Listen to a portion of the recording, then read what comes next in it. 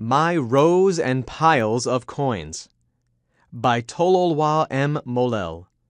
Illustrated by E.B. Lewis. Genre: realistic fiction is a story that could really happen. Has anything like this ever happened to you? After a good day at the market, my mother, Yayo, gave me 5 whole 10-cent coins. I gaped at the money until Yayo nudged me. "Saruni, what are you waiting for? Go and buy yourself something." I plunged into the market. I saw roasted peanuts, chapati, rice cakes, and sambusa. There were wooden toy trucks, kites, slingshots, and marbles. My heart beat excitedly. I wanted to buy everything, but I clutched my coins tightly in my pocket. At the edge of the market, I stopped. In a neat, sparkling row stood several big new bicycles. One of them was decorated all over with red and blue. That's what I would buy. For some time now, Merete, my father, had been teaching me to ride his big, heavy bicycle. If only I had a bicycle of my own. A gruff voice startled me. "What are you looking for, little boy?" I turned and bumped into a tall, skinny man who laughed at my confusion. Embarrassed, I hurried back to Yayo. That night, I dropped 5 10-cent coins into my secret money box. It held other 10-cent coins Yayo had given me for helping with market work on Saturdays. By the dim light of a lantern, I feasted my eyes on the money. I couldn't believe it was all mine. I emptied the box, arranged all the coins in piles and the piles in rows. Then I counted the coins and thought about the bicycle I longed to buy. Every day after school, when I wasn't helping Yayo to prepare supper, I asked Merete if I could ride his bicycle. He held the bicycle steady while I rode around, my toes barely touching the pedals. Whenever Merete let go, I wobbled, fell off, or crashed into things and among coffee trees. Other children from the neighborhood had a good laugh watching me. Go on, laugh, I thought, sore but determined. Soon I would be like a cheetah on wheels, racing on errands with my very own bicycle. Saturday after Saturday, we took goods to market, piled high on Yayo's head and on my squeaky old wooden wheelbarrow. We sold dried beans and maize, pumpkins, spinach, bananas, firewood, and eggs. My money box grew heavier. I emptied the box, arranged the coins in piles and the piles in rows. Then I counted the coins and thought about the blue and red bicycle. After several more lessons, Merete let me ride on my own while he shouted instructions. "Eyes up! Arms straight! Keep pedaling! Slow down!" I enjoyed the breeze on my face, the pedals turning smoothly under my feet, and, most of all, Yayo's proud smile as she watched me ride.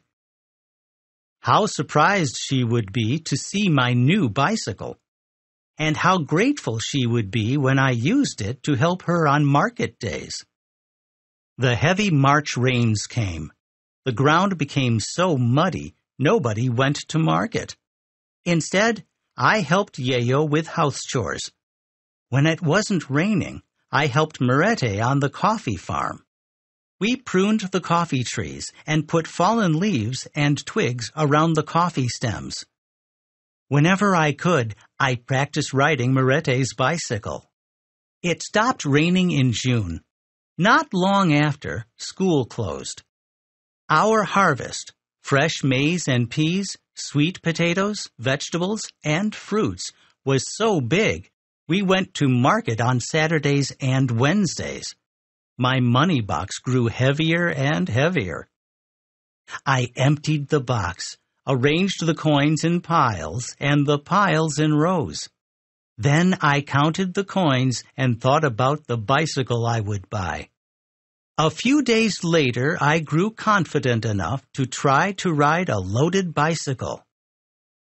With Morette's help, I strapped a giant pumpkin on the carrier behind me. When I attempted to pedal, the bicycle wobbled so dangerously that Morette, alongside me, had to grab it. "All right, Saruni, the load is too heavy for you," he said, and I got off. Mounting the bicycle to ride back to the house, he sighed wearily. "And hard on my bones, which are getting too old for pedaling." I practiced daily with smaller loads, and slowly I learned to ride a loaded bicycle. No more pushing the squeaky old wheelbarrow, I thought. I would ride with my load tall and proud on my bicycle, just like Morette. On the first Saturday after school opened in July, we went to market as usual.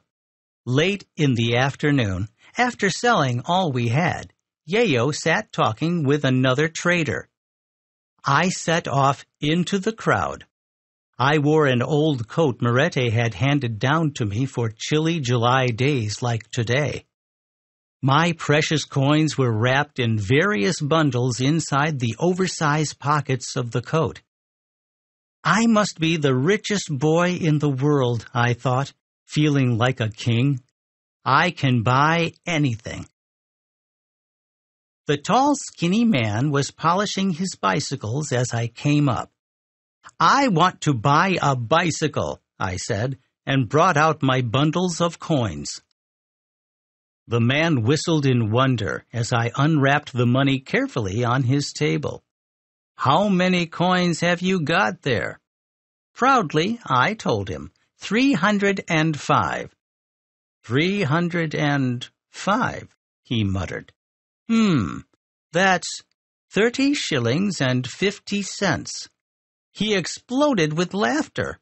A whole bicycle for 30 shillings and 50 cents?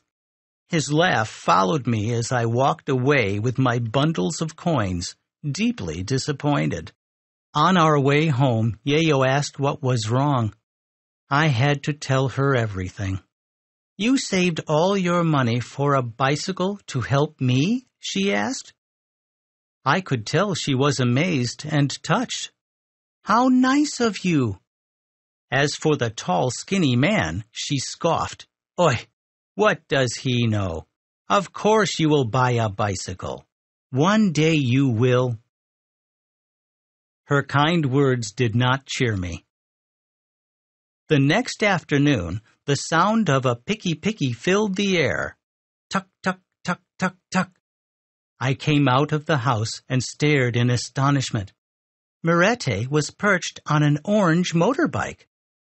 He cut the engine and dismounted. Then, chuckling at my excited questions about the picky-picky, he headed into the house. When Morette came out, Yayo was with him, and he was wheeling his bicycle. "I want to sell this to you for 30 shillings and 50 cents. He winked at me. Surprised, I stared at Morette. How did he know about my secret money box? I hadn't told him anything. Then suddenly, I realized the wonderful thing that had just happened. My bicycle! "I have my very own bicycle," I said, and it didn't matter at all that it wasn't decorated with red and blue. Within moments, I had brought Morette my money box. Morette gave Yayo the box. Yayo, in turn, gave it to me. Puzzled, I looked from Yayo to Morette and to Yayo again. "You're giving it back to me?" Yayo smiled. "It's a reward for all your help to us." "Thank you. Thank you," I cried gleefully. The next Saturday, my load sat tall and proud on my bicycle, which I walked importantly to market. I wasn't riding it because Yayo could never have kept up. Looking over at Yayo, I wished she didn't have to carry such a big load on her head. If only I had a cart to pull behind my bicycle, I thought, I could lighten her load. That night, I emptied the box, arranged all the coins in piles, and the piles in rows. Then I counted the coins and thought about the cart I would buy.